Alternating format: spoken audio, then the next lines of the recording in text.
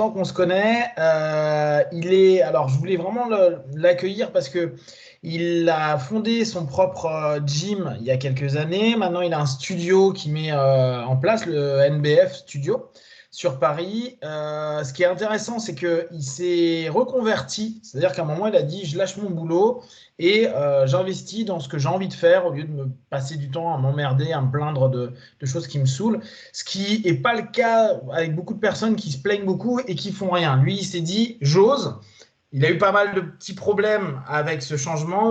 On a déjà vu il y a quelques jours avec Alex, que d'ailleurs Sony connaît, les galères de l'entrepreneuriat. Donc, on sait ce que c'est.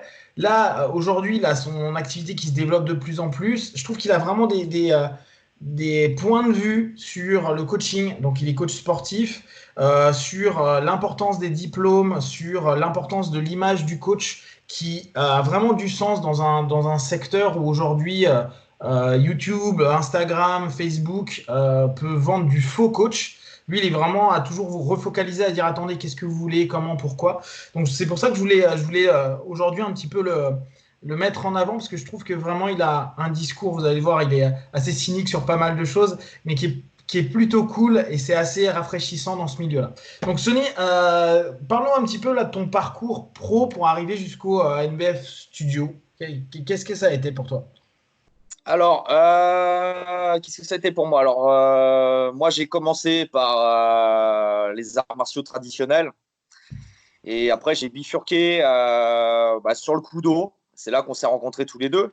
Hmm. Voilà, à l'époque où le MMA était très mal organisé et encore un peu underground en Europe. Nous, tous les deux, on s'est orientés parce qu'on était en mode chercheur. On s'est orienté vers quelque chose qui était libéral, mais très codifié, qui correspondait un peu plus aux valeurs à l'époque Hmm. qu'on recherchait.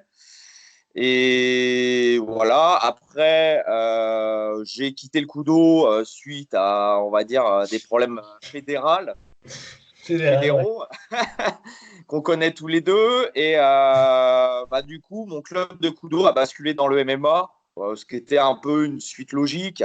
Et voilà, après, j'ai monté mon petit club de MMA loisir. Je dis bien loisir, hein, on avait 3 séances semaine.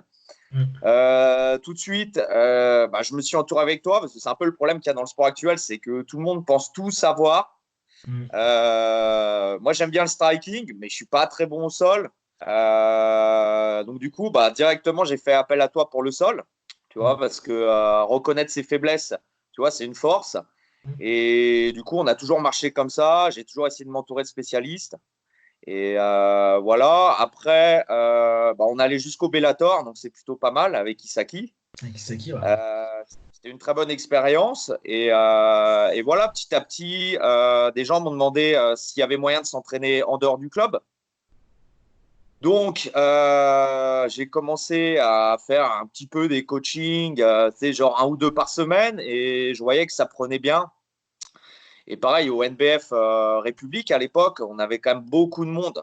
Je vois, Hmm. globalement, je ne sais pas si tu te rappelles, on a commencé, on avait 10 personnes par cours. Pour finir, des fois, je crois que leur corps, c'était 80 personnes. C'était une catastrophe, quoi. On avait trop de monde. Ouais, ouais. Donc, je me suis dit, bon, je suis passionné, j'adore ça. Mon boulot de l'époque me correspondait plus. Donc, je me suis dit, bon, si tu veux te lancer dans l'enseignement professionnel, faut être professionnel. Donc, passe les diplômes qui vont avec. Donc, j'ai commencé avec un BPGEPS AG2F. Ah, C'est G2F, c'est. ouais, c'est activité gymnique forme et force. Donc, D'accord. ça englobe le fitness, la musculation et tous les sports de force.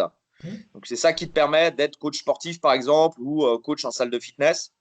Donc, c'est un peu le diplôme un peu le plus polyvalent, Hmm. mais le plus long à passer, hein. C'est 1 an complet. Si tu passes les 2 options, donc cours collectif et cours individuel, tu as 1400 heures de cours sur l'année, donc c'est quand même extrêmement long et le même nombre d'heures en stage. Donc c'est Hmm. assez long, mais c'est le diplôme dans le sport qui est un petit peu je ne vais pas dire la référence, mais c'est là où tu vas vraiment le plus le voir, la physio et l'anatomie, quoi. Donc c'est assez intéressant. Et quand tu l'as fait, est-ce que tu t'étais déjà intéressé à tous ces... parce que moi, je me souviens de t'avoir vu petit à petit passais Ouais, donc vraiment où on était à faire des arts martiaux. Puis je me souviens le samedi matin, petit à petit, tu commençais à faire du circuit training. Puis le circuit training, ouais, j'ai vu que ça te plaisait de plus en plus. Il y en avait de plus en plus. Tu as d'ailleurs remis un cours spécial circuit training. Comment ça t'est venu ce passage arts martiaux où on faisait de la bagarre, quoi, ouais, euh, ouais. à préparation physique? Parce que ça, c'est un truc qui t'a vraiment. Quoi, moi, je t'ai vu complètement changer avec ça et à prendre du kiff, à faire des challenges, etc., un peu comme en CrossFit. Comment ça t'est venu pour après te dire, bah, moi, c'est vraiment vers ça que je veux m'orienter? Ah, ce qui s'est passé, c'est que la bifurcation, elle s'est faite il y a à peu près il y a 10 ans. Mhm. Ça commence à être un peu l'apparition du CrossFit aux États-Unis. C'était pas ce que c'était maintenant, hein. C'était pas un sport nouveau, mais ça commence à être populaire aux États-Unis il y a 10 ans. Donc ça a commencé à m'intéresser. En plus, je suivais des préparateurs physiques qui venaient des sports de combat comme Ross Nemeth, je ne sais pas si tu connais. C'est le Non. mec qui a lancé Ross Training. Donc des gens comme ça. Et surtout, il y avait quand même énormément de vidéos de combattants de MMA qui faisaient énormément. À l'époque, tu vois, des mecs genre Sean Sherk Cher, qui se ouais, bien butaient en sûr. prépa physique. Tu Ouais, vois. ouais, ouais. Bon, le mec se butait pas qu'à ça, hein. Non. Donc c'était assez intéressant. Et voilà, après, bah, comme tout coach débutant, j'ai fait mes propres erreurs dans le sens où j'ai peut-être trop axé mon entraînement sur la prépa physique, dans le Mhm. sens où ça a un impact quand même très limité sur la performance dans les sports de combat. Ah Donc, ouais. ouais. Donc, je me suis un peu buté à ça. En plus, à l'époque, je m'étais blessé, donc je boxais plus. Mhm. Donc, bah, je faisais que ça. Et du coup, ça a été quand même assez intéressant parce que ça m'a permis de faire rapidement des expériences dans ce domaine-là et bah, de m'aider aussi dans mon rôle de coach sportif. Mhm. Donc voilà.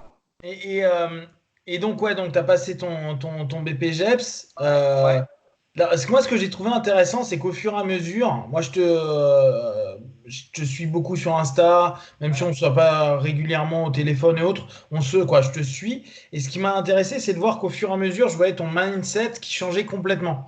C'est-à-dire que quand on était plus gamin, même si on était amateur, il y avait une volonté de performance pour performer. ouais, ouais, Puis au fur et à ouais, ouais. mesure, je t'ai vu de grandir avec non, mais ce qui est important, c'est que les gars kiffent et apprennent au mieux pour se développer en tant qu'humain. Tu vois, ça, j'ai trouvé ça Non, génial, le changement petit à petit.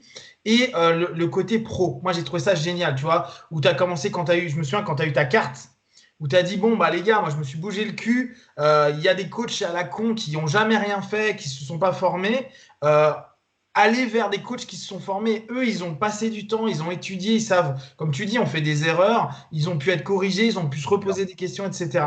Ce passage-là vers une professionnalisation de ta passion, parce que là, tu as arrêté à ce moment-là ton boulot et tu as commencé à devenir à 100% coach, quelle valeur ou quel élément clé tu as commencé à capter et à voir suite à ton BPGEPS et qu'est-ce que tu as voulu partager avec tes élèves et avec tes nouveaux apprenants? Bah, déjà, pour revenir sur ta première, pas question, mais ta première phrase, c'est que bon, avant, on était jeunes, on était Bien fous. sûr. Je pense que quand voilà, tu as 15-25 ans, tu es un peu dans une recherche de placement dans la société. C'est-à-dire que tu veux prouver que tu es fort, tu veux monter dans une hiérarchie par la force, tu vois, donc par la performance en combat. Et tu veux te prouver quelque chose souvent. Et tu es plein d'énergie et souvent, tu as un peu moins de réflexion sur le après. Bien sûr. Après, petit à petit, tu prends de l'âge et bah, par exemple, tu vois des amis qui étaient combattants enquiller des blessures, avoir des problèmes. Et surtout, via le sport, tu fais énormément de belles rencontres et au bout d'un moment, tu te rends compte que bah, juste combattre ou gagner, c'est pas l'essentiel du sport, quoi. L'essentiel du sport, c'est de prendre du plaisir dans ce que tu fais. Bon, si tu es professionnel, bien sûr, c'est de gagner ta vie par rapport à ça mais c'est surtout prendre du plaisir et l'aspect santé aussi qui est très important. Je pense que le futur du sport, c'est vraiment l'aspect santé. On le voit là même avec bah, le coronavirus. C'est-à-dire que d'être en forme, malheureusement, il y a des gens qui sont un peu cons qui pensent d'être athlète ou d'être sportif de haut niveau, ça te préserve de tout ça. Non, c'est pas vrai. Mais statistiquement, tu as un léger pourcentage de mieux résister à ce genre de choses. Un léger pourcentage. Donc ça vaut quand même le coup en fait de s'entraîner pour être un petit peu plus résistant à toutes ces choses-là, où c'est prouvé qu'un sportif entraîné ou quelqu'un qui est en forme va mieux subir une opération, va récupérer plus vite. Bien sûr. Donc, tu as une meilleure tolérance en fait aux agressions externes. Donc, ça, c'est intéressant, tu vois, ces choses-là. Tiens, d'ailleurs, Donc, en petit à parlant petit, de ça, avec l'âge, tu vas un petit peu plus t'orienter sur des choses comme ça. ouais, juste en parlant de ça, parce que je me souviens qu'il y avait une belle histoire que tu avais racontée avec une de Ouais, tes petites au studio qui allait tout se à faire fait. Ouais. opérer, que tu avais repris un peu avant et que tu l'as Ouais. repris après et sa récup a été rapide. Je trouve que ça, c'est une jolie histoire. Tu sais, une qui s'est fait opérer, hein, c'est ça? Ouais, c'est ça. Alors, c'était une femme qui avait eu un cancer du sein, donc qui avait une ablation de la poitrine, chose qui est très difficile psychologiquement pour une femme, hein. Donc, il devait lui reconstruire une poitrine naturellement parce qu'elle ne pouvait pas se remettre d'implant parce que la peau avait été trop abîmée par les lasers. Ouais. Donc, le médecin, parce que tu avais quand même une première opération lourde de 14 heures en anesthésie générale, ce qui est quand même très très lourd, lui avait demandé un certain état de forme physique pour supporter l'anesthésie générale, parce qu'une anesthésie générale, c'est jamais anodin pour le corps. Donc, je l'ai entraînée pendant à peu près 1 an et demi, parce qu'elle avait vraiment un niveau sportif qui était proche de zéro, et je l'ai accompagnée pendant toutes ces périodes-là. Pendant l'opération, elle a fait une hémorragie. L'opération a duré plus longtemps que prévu, et le médecin a dit à son conjoint que si elle n'avait pas été bien entraînée, que son cœur n'avait pas été solide, elle serait sûrement morte sur la table d'opération. Donc, toi, on te dit ça, tu éprouves un plus gros ressenti que toutes les victoires que j'ai pu donner à mes combattants ou les combattants que j'ai pu accompagner. C'était une plus belle victoire et beaucoup plus intense au niveau émotion. Donc, c'est aussi ça qui a fait ma bifurcation en fait professionnelle.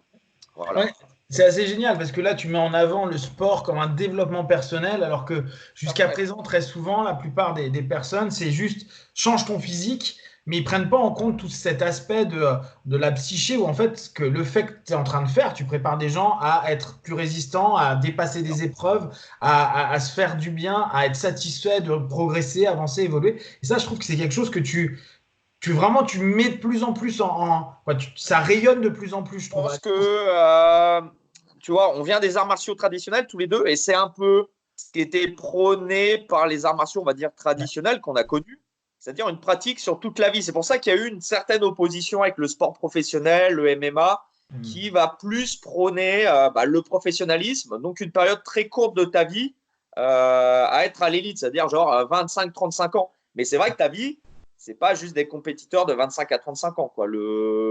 C'est ça un peu qu'on aurait dû vraiment tirer de l'enseignement des arts martiaux traditionnels. Ouais. Et s'il y a bien un vecteur à garder, c'était bien ce vecteur-là, c'est-à-dire ta pratique, c'est pour toute ta vie. Après, tu la changes, bien sûr, avec l'âge, elle se modifie, mais vraiment miser sur 50, 60 ans de pratique et pas miser sur 10 ans au top et après devenir une patate, quoi. Bien sûr. Et là, donc, là, une grosse lubie que tu as, c'est mettre en avant les fakes qu'on voit beaucoup sur Internet de sport. J'aime bien ton discours qui, pour moi, est très martial, donc ça me parle, et puis ça va complètement dans la psycho que moi j'estime être importante. Dire arrêter de croire aux solutions miracles, que sans effort tu peux tout avoir, ou que tu dois être un beau gosse pour être performant, etc., etc. C'est ça que c'est quelque chose qui te touche particulièrement. En tout cas, tu partages beaucoup à ce niveau-là. Qu'est-ce qui t'énerve aujourd'hui dans l'espèce de coach star qui est un peu partout, que tout le monde se prend pour des coachs? Tu l'avais dit dès le départ Alors, du Corona, tu dis c'est marrant, j'en vois partout. Qu'est-ce qui t'énerve dans tout ça et qu'est-ce que tu aimerais que les gens comprennent du coaching de façon générale? tous les deux, on a un peu, on est de la même génération. On a connu l'arrivée des sports un peu libéraux, Mm. mais avec des personnages qui sont totalement différents que maintenant. C'est-à-dire qu'il n'y avait pas vraiment de starisation. Tu sais, comme par exemple Jesse Liodin, des mecs qui étaient plus des aventuriers. Je le prends en exemple parce que tout le monde le connaît un peu, Ouais. qui étaient plus des aventuriers du combat, des gens qui voulaient se tester, se surpasser et qui racontaient une aventure, tu vois, une espèce d'aventure humaine. Et c'est des gens comme ça vraiment qu'on fait ce sport-là en France et nous, on a connu ça. Par exemple, on a très peu de photos de nous à l'entraînement il y a 10-15 ans. Pourtant, il y avait des appareils photo.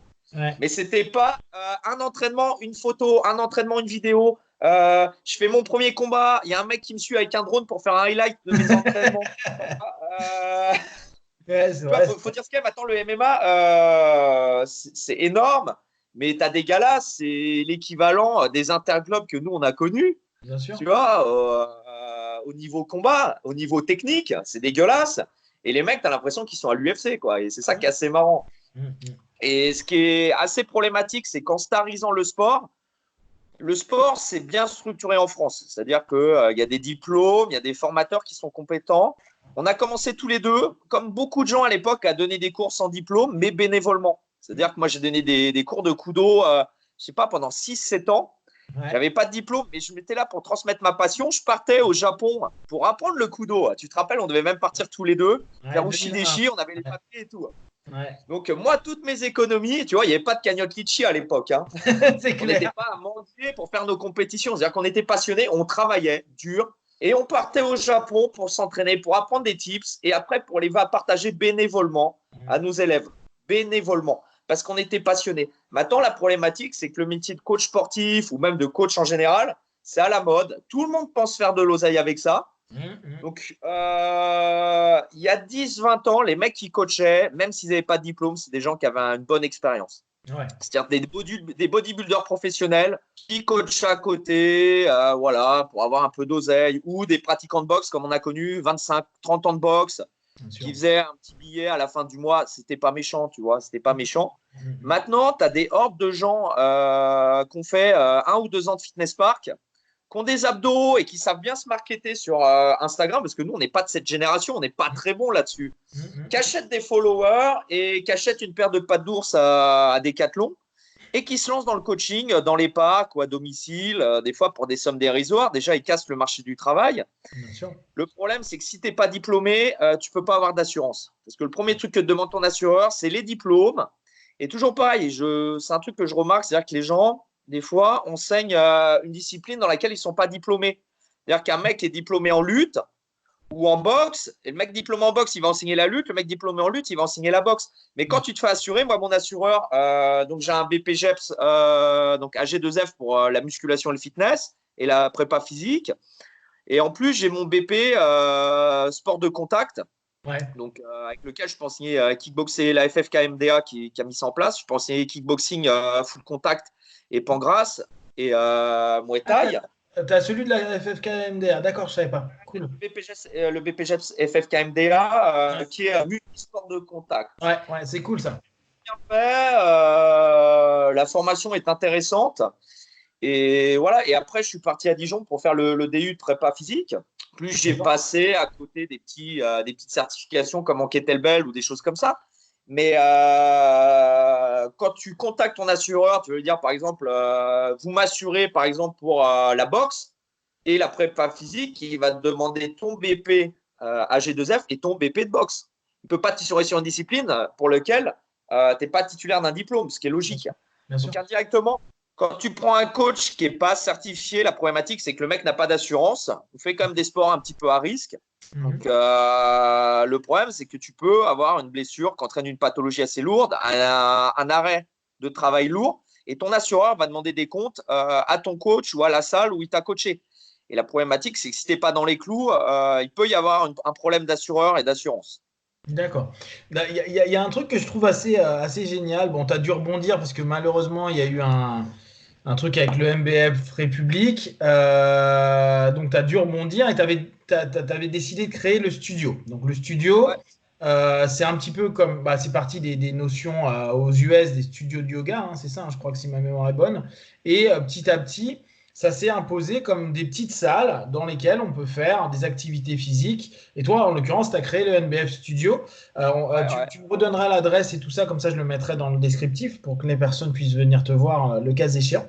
Et donc, alors, moi, ce que j'entends beaucoup chez les gamins là, qui font prépa, qui font BPGEPS comme tu as fait, souvent c'est Ouais. métier de la forme, hein, c'est ça, c'est métier de la forme, C'est c'est. l'ancien. Alors, à l'époque, hein, il y a 10 ans, ça s'appelait le brevet d'État métier de la forme. Ouais, c'est C'est ça. ça. Ouais, ouais. Après, c'était BPGEPS AG2F et maintenant, c'est BPGEPS AF. Ouais, c'est ça. Bah, là, moi, j'entends plein de gamins qui se forment à ça. Donc, comme tu dis, aujourd'hui, c'est devenu le truc. Non, à savoir, ce que tu dis est complètement vrai. Aujourd'hui, il y a tellement de fitness parks que de toute façon, ils pourront trouver un boulot fitness park, mais au bout du compte, ils se retrouvent dans un Taylorisme Fordisme de base, c'est-à-dire que c'est exactement la même chose que d'avoir un boulot normal. Il n'y a pas plus de gratification, voire même, il y en a beaucoup qui s'emmerdent rapidement. En fait, c'est intéressant de venir là-dessus parce que t'as une espèce de croyance autour du coach, parce que c'est un métier très mis, très mis en avant et très à la mode, un peu comme la cuisine à l'heure actuelle. C'est-à-dire que tu as énormément. C'est assez comparable, hein, parce que c'est des métiers où tu as besoin de te former en permanence, qui sont très exigeants au niveau de tes qualités et de tes connaissances, et aussi au niveau de ta motivation. C'est des métiers que tu peux mettre en parallèle. La problématique, voilà, c'est pareil, c'est que la cuisine, c'est très mis en avant dans les émissions télé. Les gens disent ouais, je vais devenir cuistot, donc ils voient tout de suite des cuisiniers stars, mais ils ne voient pas que le mec avant, ça fait 10 ans il a été apprenti pendant 1 ou 2 ans. Après, il est monté petit à petit, il a pris des assiettes dans la gueule, il s'est tapé des 10 heures du matin, 2 heures du matin. Le métier de coach, c'est pareil, c'est-à-dire que c'est un métier ultra concurrentiel.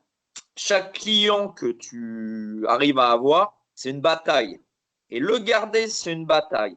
Le problème, c'est que c'est des métiers qui vont attirer des gens, des fois, qui sont un peu paumés au niveau professionnel, qui aiment bien faire un peu de sport. Et c'est des métiers où tu dois être déjà très rigoureux avec toi-même. C'est-à-dire que tu me connais, quand j'ai commencé à faire entièrement du coaching, je me tapais des fois, sans déconner, des 5 heures de voiture dans la journée.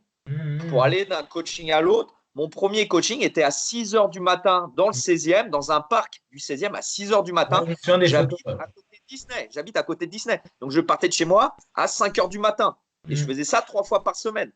Des fois, il neigeait, j'étais là. C'est-à-dire que j'étais dans ma voiture mouillée à attendre le prochain coaching. Et le problème, c'est que tu as toute cette génération qui a tout facilement. Nous, on n'a pas eu les choses facilement. Je ne sais pas, tu te rappelles, les connaissances, on les a eues difficilement. Il y avait un vrai parcours initiatique. Même de commander une cassette de K1, ça te coûtait 500 ou 600 balles, 100 euros la cassette. Tu attendais 3 mois pour l'avoir, ta cassette. Pendant 3 mois, tu allais voir dans ta boîte aux lettres et ça y est, tu avais ton best-of Andy Hug. La cassette était dégueulasse. C'était même pas le même système qu'en France. Ça cryptait dégueulasse. Enfin, c'était horrible. Maintenant, les gens ont tout facilement et pensent qu'ils vont avoir leur diplôme. C'est un diplôme d'État, mais préparé par des écoles privées. Donc, les écoles privées ne peuvent pas faire une grosse sélection. C'est pas possible, sinon ils ne vivent pas. Donc, je vais être méchant, mais il y a un tiers des gens qui s'engagent dans ces formations-là qui n'ont aucune compétence, aucune qualité. Être professeur, c'est des qualités intrinsèques. C'est-à-dire que tu peux être un très bon combattant et être un mauvais professeur.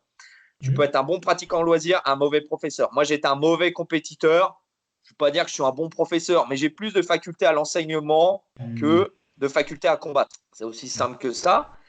Ça ne s'invente pas. Et il y a un tiers des gens déjà dans ce genre de formation qui arrivent qui ne sont pas déjà des bons pratiquants eux-mêmes, qui n'ont pas la motivation. Comment tu veux driver des gens, comment tu veux les motiver si toi, tu n'es pas le premier à l'entraînement, si tu n'es pas à l'heure à l'entraînement. C'est toute cette culture martiale qu'on a eue. Le sensei ou le senpai, il doit montrer l'exemple. Donc, encore plus quand tu es coach sportif et tu arrives en formation et tu as des gens, par exemple, en formation, qui ne peuvent même pas faire un développé couché. Tu m'avais dit quand. C'est pas des formations, c'est des formations professionnelles. C'est-à-dire que tu dois arriver déjà avec ton bagage. C'est-à-dire que tu as 1 an de formation. À l'issue, tu vas être mis en opposition avec des coachs. Par exemple, toi, tu ne sais même pas faire un bench press correctement. Ouais. Tu vas pousser 60 kilos difficilement. Au bout d'1 an, tu vas être mis sur le marché du travail avec des mecs qui ont le même diplôme, mais qui vont pousser 160 kilos, qui vont être plus costauds que toi, qui savent mieux se vendre que toi. Donc, à l'heure actuelle, en sous 2 ans, tu as 50% des coachs qui reprennent leur emploi initial. 50% des coachs.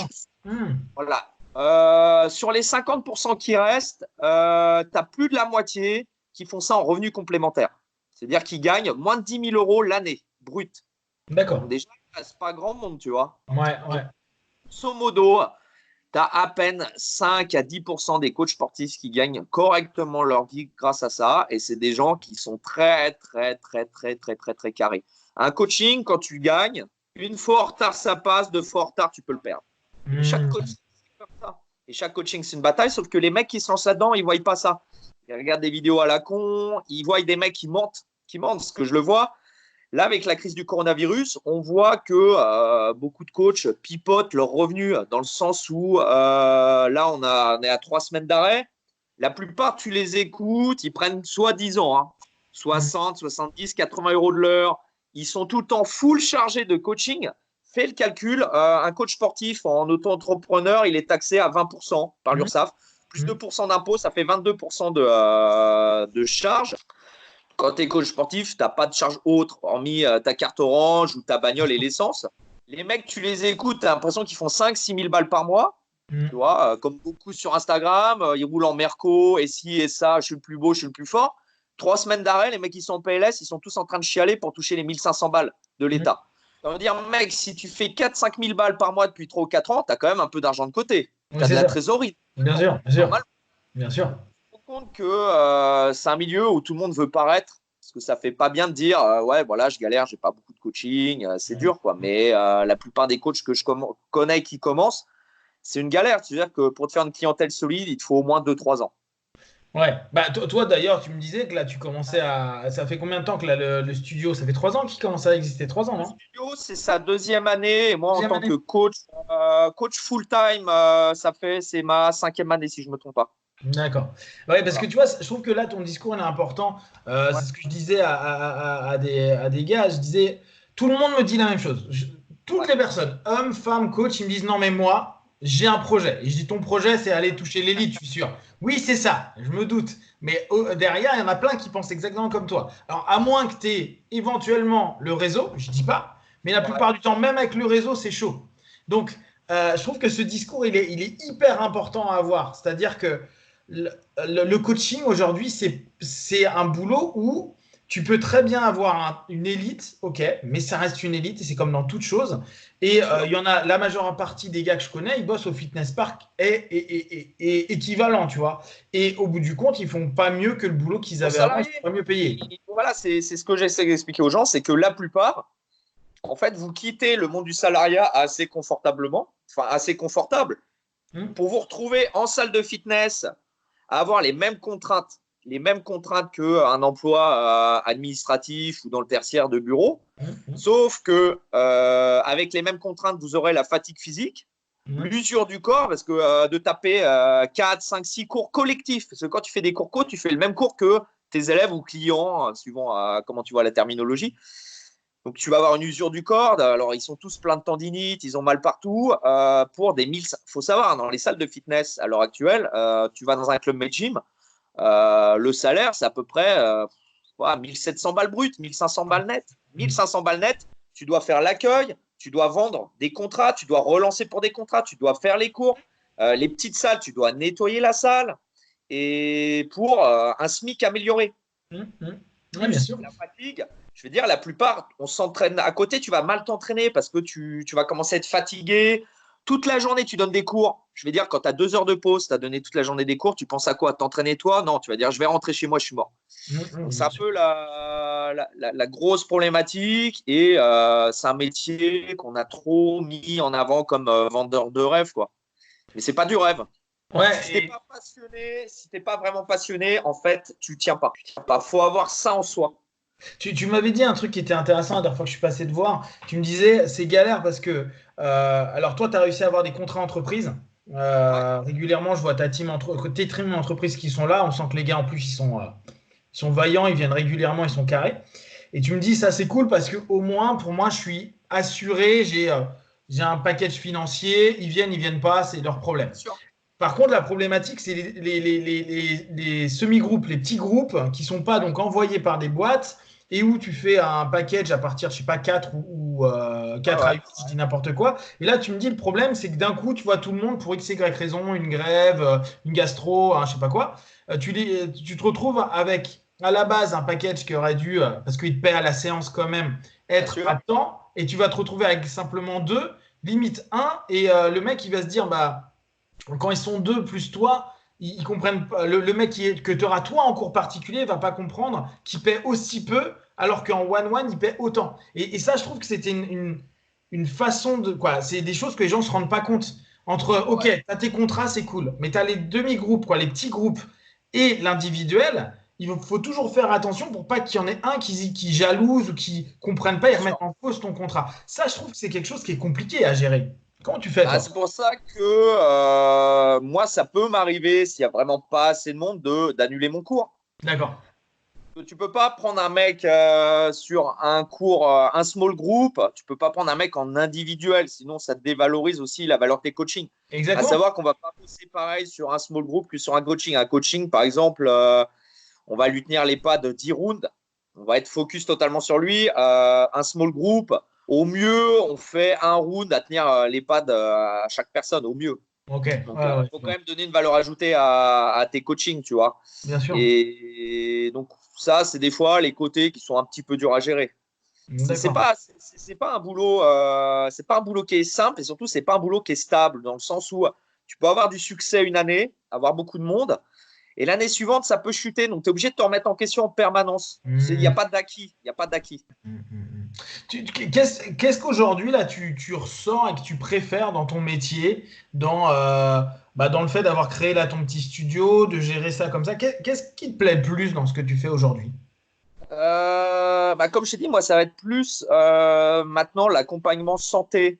C'est-à-dire, D'accord. ça Ouais. n'empêche pas la performance, mais l'accompagnement santé, c'est-à-dire avoir un vrai suivi au niveau des gens, c'est-à-dire vraiment connaître tes élèves. Donc, c'est pour Hmm. ça que je suis allé, parce que quand j'ai stoppé le NBF République, on Ouais. avait quand même un succès qui était quand même plutôt sympa, quoi. On avait pas loin de 150 ou 160 adhérents avec des cours blindés. Donc, bien sûr, des grandes salles m'ont contacté, plus des gens qui avaient envie de faire des placements niveau thune m'ont contacté aussi, m'ont proposé beaucoup d'argent. Tu vois, j'étais monté jusqu'à 700 000 euros pour lancer une salle. Ouais. Et moi, c'était plus ma vision du sport. C'est-à-dire que, Hmm. je ne sais pas si tu te rappelles, quand on a commencé à République, ben, on était 10 parcours, on connaissait tout le monde. Bien On sûr, bien connaissait sûr. tout le monde s'aidait, tout le monde progressait ensemble, et c'est ça qu'on aimait. Et après, je me suis retrouvé à donner des cours, on était 50, 60, à avoir des assistants, Ouais. et donner cours à des gens que je connaissais même pas, des gens des fois qui rentraient, me disaient même pas bonjour. Ouais. Et en Ouais. fait, il y avait plus ce côté humain qui est le vecteur premier dans le sport. Tu vois, Bien sûr, bien le sûr. sport, nos salles de sport, c'est des micro-sociétés.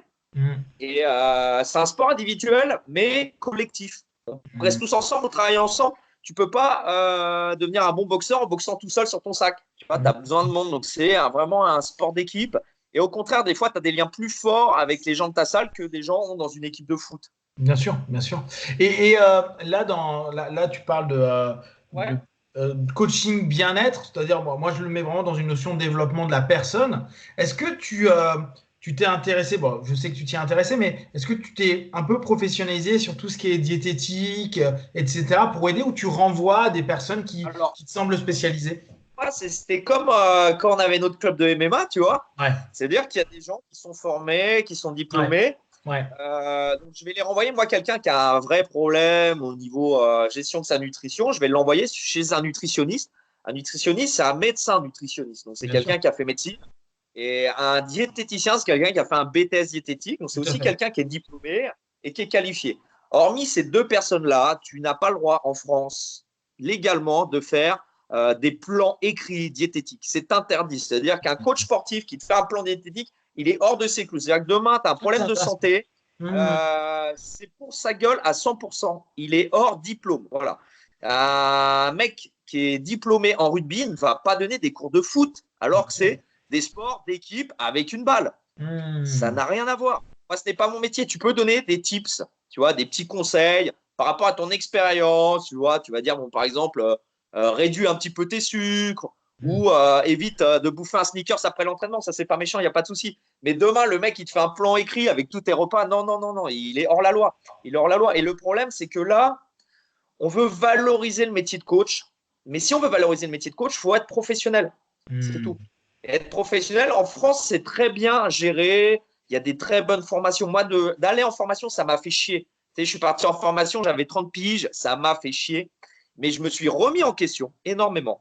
J'ai appris énormément de choses. Peut-être des fois pas en cours, mais le cours a déclenché, tu vois, la curiosité chez moi. J'ai réouvert des bouquins. Je me suis tourné vers des personnes qui étaient intéressantes pour apprendre. On apprend tout le temps. Et c'est ça que tu vas faire via la formation. C'est sûr que quand tu vas passer ton BP de boxe, c'est pas eux qui vont t'apprendre la boxe, Bien sûr. mais ils vont peut-être t'aider à mieux structurer ton cours. Tu vas être aussi en formation avec d'autres pratiquants qui vont aussi apporter une petite pierre à l'édifice. Vous allez avoir des échanges entre élèves, parce que vous avez des rapports de stage à faire. Vous avez des fois des projets de stage à faire. Donc, tu vas discuter avec les autres. Les autres sont des fois des gars. Moi, quand je suis allé aux formations à la FFKMDA, il y avait des mecs, ça faisait 20 ans qu'ils venaient des cours de boxe. Et ils venaient là pour être légal et validé via un diplôme. Donc, c'est des gens, tu vois, qui vont t'apprendre quelque chose. Il va y avoir des échanges, des connexions. Tu crées des liens, tu crées des connexions avec les gens. Et c'est ça qui est très intéressant. Est-ce que tu penses, là, pour conclure, que au bout du compte, pour bien gérer le coaching actuellement, faut que le coach soit un professionnel et surtout un spécialiste. Toi, là, ce que j'entends, c'est chacun son métier. Et si on veut valoriser le métier de coach sportif, il doit faire du coaching sportif et pas vendre des poudres et pas faire de la diététique et tout ça. En gros, refocaliser et dire, quand vous cherchez un coach sportif, regardez ses diplômes, regardez ses spécialités et aller vers de la spécialisation plutôt que des gens qui commencent à vous dire ouais mais t'inquiète, je vais faire un peu de nutri, je vais te faire aussi quand tu dois dormir et quand tu dois te doucher et puis je te propose plein de trucs. Tu vois, tu penses que c'est ça aujourd'hui ce qui va valoriser le coach? Alors, on va venir sur un domaine assez intéressant, mais déjà, je conseillerais aux gens qui veulent se lancer comme coach de faire comme nous, c'est-à-dire d'avoir un vrai parcours initiatique déjà dans leur pratique et surtout de commencer par le bénévolat en association pour voir s'ils ont un vrai feeling avec les élèves. De toute façon, je vais dire un truc, ce qu'ils sont tous soi-disant passionnés. Si tu es passionné, c'est pas gênant de donner 2 ans de ta vie dans une assoce. Si tu es passionné, soi-disant. Justement, tu vas transmettre gratuitement et tu vas aider des gens qui ont des fois pas forcément les moyens d'être dans des clubs chers et tu vas donner du temps à des jeunes, à des gens qui sont dans des fois des situations financières plus difficiles. Donc, c'est valorisant et surtout, tu vas voir si tu es fait pour ça. Ça ne s'invente pas. Le contact avec les gens ne s'invente pas. Après, au niveau de la spécialisation, effectivement, on a des gens spécialisés. On m'a toujours dit bon en tout, bon en rien. Bon à rien.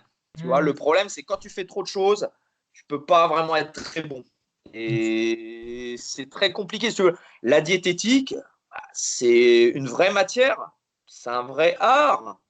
Et tu peux pas maîtriser ça en 10 cours, tu peux pas maîtriser ça juste avec ton expérience, que chaque individu est particulier. Il y a des pathologies que tu vas pas connaître, que tu vas peut-être pas prendre en compte pour faire le plan diététique de la personne. Et le mec risque peut-être sa vie, tu vois, c'est pas anodin. Donc, comme nous à l'époque du MMA, c'est-à-dire qu'il y a un prof de boxe pour la boxe, tu as un prof de lutte pour la lutte, tu as un prof de grappling pour le grappling et tu as un head coach qui supervise l'ensemble. D'accord? Je pense que même pour une pratique loisir, il faut être comme ça. Si tu as des problèmes diététiques, viens voir un diététicien ou un nutritionniste. Si tu veux progresser sur tes qualités physiques, va voir un coach sportif, tu vois, diplômé dans la prépa physique ou la remise en forme. Si tu veux un prof de boxe, va voir un prof de boxe. Va pas voir un prof de judo, tu vois. Donc, il faut vraiment. Le problème, c'est qu'en France, il y a des très, très bonnes formations, mais la communication a été très mal faite. C'est-à-dire qu'il y a très peu de gens qui savent qu'on a une carte professionnelle, Ouais, c'est vrai. qui savent qu'il y a un site mis en place par le ministère des Sports qui te permet de vérifier les qualifications de ton professeur. Voilà. Parce que souvent, en coaching. C'est pas communiqué du tout. C'est pas communiqué du tout. C'est-à-dire, en coaching, le problème, c'est que dans les salles, nous, on a obligation d'afficher nos diplômes. Donc, les gens rentrent dans la salle, c'est sur le mur. Il n'y a pas de souci. Mais quand tu te fais coacher dans un parc ou tu chopes un mec sur Instagram pour te coacher, déjà, souvent, les gars jouent sur les termes. C'est-à-dire que ils vont jouer avec les terminologies. Du coup, ils ne peuvent pas être poursuivis pénalement. Par exemple, ils vont se dire coach bien-être, tu vois, au lieu de dire coach sportif. Du coup, ça change la dénomination et ils sont plus difficilement attaquables. Bien sûr. C'est un petit peu compliqué, mais il y a le site que tu pourras mettre éventuellement en lien qui te permet, avec le nom et prénom de la personne, de vérifier si c'est un coach titulaire d'un diplôme. Le problème, c'est qu'à l'heure actuelle, tu as tous les Instagrammeurs connus. Tu en as 99% qui ne sont pas diplômés, qui se permettent de donner des conseils qui sont souvent faux. En plus, c'est ça qui est dramatique, qui sont faux à une masse énorme de population. C'est-à-dire que souvent, les meilleurs coachs et les plus diplômés, ce n'est pas forcément les meilleurs en communication parce que tu es tellement occupé à te former, à pratiquer, à enseigner que tu n'as pas forcément le temps de faire des belles photos pour Instagram, tu n'as pas forcément le temps de faire des belles vidéos. Nous, ça fait 1 an qu'au studio, on se dit on va faire des tutos en vidéo. Le problème, c'est que des fois, on a 45 cours à gérer dans la semaine. On n'a pas le temps de faire ces trucs-là. On te dire aussi qu'un mec a un beau packaging, souvent, c'est qu'il a que ça à foutre. Donc, c'est qu'il n'a pas autant de cours que ça. Quand tu bosses beaucoup, tu es moins focus sur la communication parce que tu n'as pas le temps, donc tu fais ça en dernier, quoi. Bien sûr. Ouais, et la dernière chose Pas que je trouvais forcément les meilleurs coachs, hein. dernière chose que je trouvais vraiment bien, c'est là maintenant tu prends des apprentis et ça fait le Ouais, deuxième. Là, je crois que tu as les apprentis. Alors tu me fais toujours rigoler avec les histoires des apprentis, mais ça je trouve que c'est super bien. Tu aides ceux qui sont en formation actuellement, c'est ça? Ils En font leur fait, stage chez toi. ça fait le quatrième stagiaire que j'ai, donc je Quatrième? prends Ah ouais? quatrième, ouais, quatrième. Donc c'est plutôt intéressant. Déjà, moi, ça me permet de progresser en tant que coach, parce que Ouais, tu dois encadrer un jeune coach. Moi, je vais prendre uniquement des gens qui sont issus des sports de combat. ouais, Comme ça, on a cette affinité, tu vois, et ils vont peut-être plus correspondre et comprendre la rigueur que je vais leur demander. Tu vois, que ce soit au niveau des horaires, au niveau de la discipline. Ces choses-là que tu n'as pas forcément avec les gens qui viennent du fitness, par exemple, bien sûr. qui sont plus difficiles à driver. Tu vois, là, on peut être un peu plus terre à terre, un peu plus dur dans les propos, parce qu'on a tous grandi avec les sports de combat, les arts martiaux. Donc, ouais, c'est le quatrième stagiaire. Là-bas, là, donc, le troisième et le quatrième que j'ai cette année, normalement, ils finissent au mois d'août. Normalement, c'était fini au mois de juin, mais avec le virus, du coup, toutes les formations ont été reportées. Donc, voilà, et c'était des gens qui étaient déjà diplômés dans les sports de combat, mais qui Ouais. voulaient avoir ce plus, justement, du coach sportif. Donc, passer un diplôme en musculation fitness. Ouais, c'est cool. Non, mais moi je trouve que c'est bien parce que ça, en plus, ça va bien avec ton état d'esprit, toujours rester sur l'ouverture et accompagner les autres. Ouais, Bah, je te ouais. remercie, Sony, pour Merci cette à toi. interview. Donc, tu me donneras là les deux Ouais, sites. je t'enverrai les liens. Ouais, nickel, comme ça je le mets en dessous. Si vous voulez le contacter, bah, je vous ai déjà mis sur là tous les jours. Moi, je fais un petit truc de karaté, de sport, juste pour bouger. J'ai déjà mis l'Instagram de Sony. Donc Sony, c'est lui, hein. Euh, Sony, là, toi, tous les jours, tu donnes un petit peu aussi sur ton Alors, Instagram. je fais des cours parce que moi, je suis pas trop fan de cours co en visio parce que tu peux pas corriger les positions des gens, tu peux pas voir vraiment ce qu'ils font. Ouais, Donc, je suis pas là pour faire du littéral. Donc, ce qui se passe, c'est que on fait des coachings privés en visio pour ok. vraiment apporter une correction au niveau des positions des gens parce que sinon, les gens font n'importe quoi. Ouais. Et on essaie d'offrir 2, 3 slots dans la semaine à des gens extérieurs du club. Voilà. Voilà. N'hésitez pas, hein. L'Instagram, j'ai déjà mis à chaque fois sur le truc de sport. Je le remettrai sous le podcast. Et surtout, merci Sony pour cet entretien. Pas, hein, c'était cool.